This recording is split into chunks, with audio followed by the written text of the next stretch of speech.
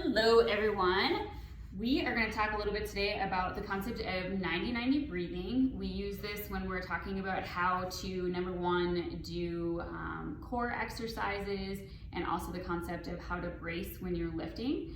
So one of the ways you're going to look at how you're breathing is you're going to put a hand on top of your chest and a hand on top of your belly. So what should happen when you breathe is your belly should actually go up, as opposed to breathing just solely into your chest where your belly isn't moving. I'll show them a bad one for me. Where you're taking a deep breath. So a lot of times when we tell people to brace, what we're looking for them to do is breathe into their belly, then brace like someone's gonna punch you, as opposed to breathing into your chest, now brace like someone's gonna punch you. So the main difference is being, we want activation 360 degrees around your core. When you're doing this like breathe up thing and then contracting, you're really only contracting like your six-pack type muscles, as opposed to breathing into your belly, now contracting. She's bracing like 360 degrees here, where she's bracing in all corners. So one of the things to do when you're practicing is just kind of practice this breathing pattern.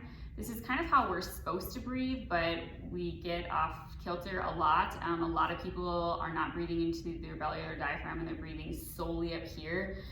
Even when you think about things like neck pain, if you're breathing into your chest, you're having to contract all of these muscles all day long, so they can be kind of more of a source for discomfort or just kind of chronic tension type things.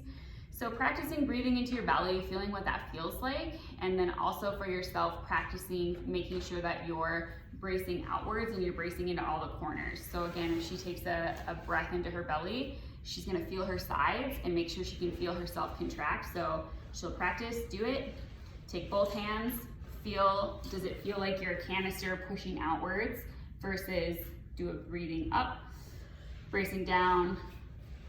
She's not really contracted in here at all. Go ahead and go again, good one. Chest on her. Good one. So up, brace.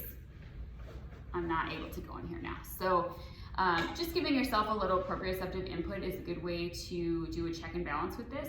You're also gonna wanna feel like what neutral pelvis is. So you'll notice that her back doesn't leave the floor here. It's very flat, so when she braces the correct way, she's almost even pushing her back in that floor more, creating again that canister, as opposed to when she braces the bad way, I can like get my hand under here. So she's arching her back, she's in extension, and it's not a secure position for your low back.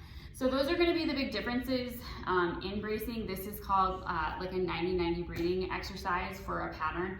It works really well to help practice bracing. And when you're getting the movement cue to brace, this is what people are talking about. You wanna breathe down almost into your belly or stomach. You should feel your stomach coming out, and then brace like someone's gonna hit you.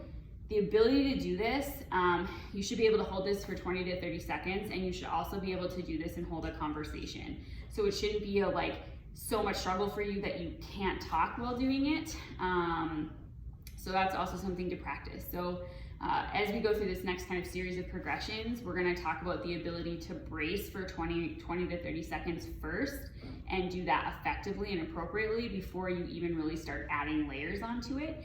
If you're someone that's postpartum, this is a really great way to start, even before you're exercising, just regaining this pattern, because this really gets lost after you've had a baby, especially if you've had a C-section. This is also great if you've had any type of like intra-abdominal surgery or laparoscopic surgery where they've cut into your ability to make the core.